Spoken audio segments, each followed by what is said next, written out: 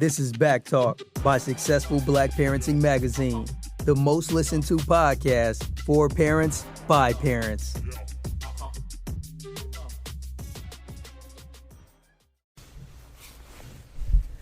Hello, everyone. This is Janice Robinson-Celeste from Successful Black Parenting Magazine. I am the publisher here.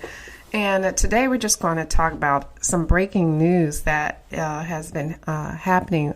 They have made arrest in the killing of little Jazmine Barnes from Texas. Now, just to refresh, she is the little girl who was in the car with her family when a gunman pulled up alongside of them and riddled the car with bullets. Now, I've been following this story and the descriptions of the killer, and allegedly the killer was a white man who shot up the car.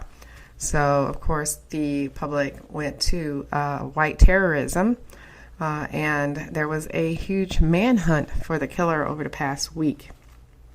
Now, since they have arrested Eric Black, 20 years old, and Larry Woodruff, who is 24. Now, I'm so glad they caught the killers. They reported that they turned themselves in, but I have some concerns, and I'm sure this story will unfold throughout the week, but here are my concerns right now. And rest in peace, Jasmine, and I pray for her family. But they had us looking at first for Santa Claus, basically, a white man with a beard and in a red truck at that. And then the description came out, and it was a white guy in a hoodie. Now it turns out that the suspects are black and that it was gang-related. Now, I'm not even sure both suspects are black at this time. There may be one white shooter and one black shooter, according to some photos that I've seen, but the information is still sketchy. Now, here we go. So we have one person that was in a hoodie who's possibly white.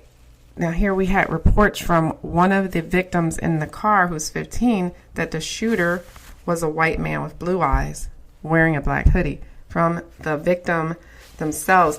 And now today we have an arrest of at least one black man. Now, the problem here is that this manhunt makes everybody look bad because it's the boy who cried wolf, basically. Now, I'm going to reiterate, I'm glad the killers were caught. But if this happens in the future, the way we first thought, a white terrorist against a black family, people are going to automatically say, oh, well, it was probably a black gang member, and dismiss it. And they won't get the coverage. They won't get the support that they need. And the response won't be as intense. Celebrities will be hesitant to jump in to help. The reward went up for this beautiful little girl to $100,000.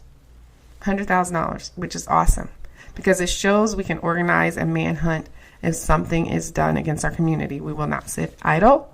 We will not sit quietly and go away.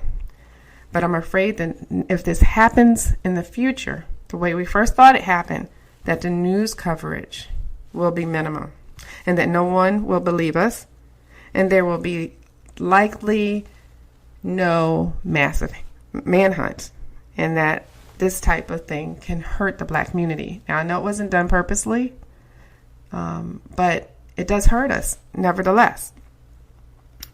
So meanwhile, if this is truly a gang-related shooting, as the police have reported, what are the police doing about the gangs? Especially in that area. Like, what are we doing about gangs? You know, I always hear from comments on social media, oh, you black people, you need to take care of the black on black violence, and, you know, in your own neighborhoods, and all of these kind of trite comments. But we pay the police to do that. I think it's kind of insulting. Well, very insulting to say, what are black people doing about black on black crime in their neighborhoods, when we never expect white people to take the crime in their neighborhoods or any crime and solve it for themselves. What are the police doing? We pay them to do to get rid of the gangs. 33,000 violent street gangs right now is a crisis. What are they doing? Like, we pay them. They can squash anything else they want to squash, but they're not squashing this. So my concern is now, knowing that there is an FBI report from 2006 that says white supremacy has creeped into police departments, and they were afraid that they were going to take over police departments. So if that report from 2006 and nothing has been done about it, here we are 2019, and nothing has been done about the infiltration of white supremacy in police departments, are the police just letting this happen because they know blacks will kill blacks, as long as it doesn't creep into their neighborhood? Now, if we have a gang-related killing in a white neighborhood, all hell would break loose. But nothing happens in the black community. I will say minimal, because I can't say nothing, but minimal. But yet the gangs are still there. It's like these gangs are doing the white supremacist jobs for them. Now, as this unfolds and we learn more, I'm going to talk about this more. And we're going to get into more conversations. And I encourage you to comment with your thoughts about this. Now, I wish her family peace, and I hope they can settle in their hearts. But I know when you lose a family member, the pain never goes away.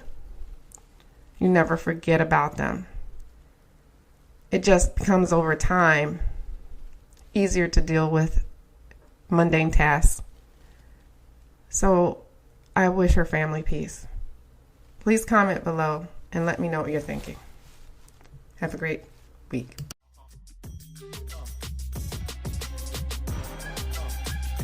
Thanks for tuning in to Back Talk by Successful Black Parenting Magazine. We'll see you soon.